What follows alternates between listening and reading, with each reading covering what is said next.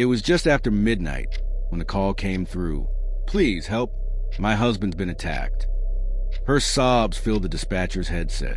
When police arrived, they found David Clark on the kitchen floor, motionless, eyes glazed.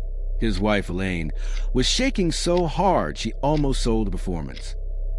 Detective Ramos had worked murders for 20 years, but this one smelled wrong. No forced entry, no missing cash, and that sweet, bitter scent of almonds that lingered. He said nothing, but the case had just turned personal. To the world, they were perfect. In private, the cracks were wide enough to swallow a marriage. He'd found the texts, the hotel receipts. She found out about the policy. That's when love quietly died and calculation moved in. When the lab confirmed cyanide in his system, Ramos finally made the call. Elaine didn't protest.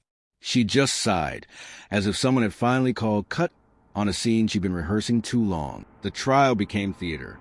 The prosecution painted her as a widow turned wolf. The defense countered with pity, a woman crushed by loss. The cameras flashed like lightning. The nation chose sides. The mug told a story the lips denied, microscopic residue of poison under its glaze. But law demands certainty, not suggestion.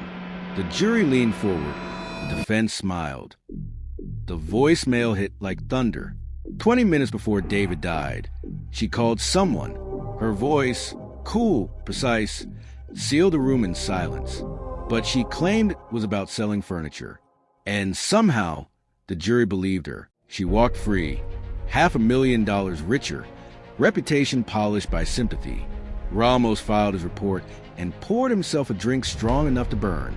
Justice, he realized, isn't blind, it's gullible. A year later, she'd reinvented herself. New town, new husband, same perfume.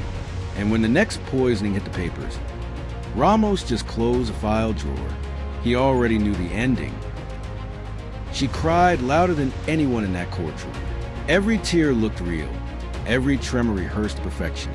The jury saw grief. The world saw innocence. But behind that veil sat a woman who'd studied sorrow like an art. And when the verdict fell, she didn't break, she smiled. Because some performances end with applause, and some with a funeral. If you think justice was served, hit like. If not, tell us why in the comments. And don't forget to subscribe for the next verdict.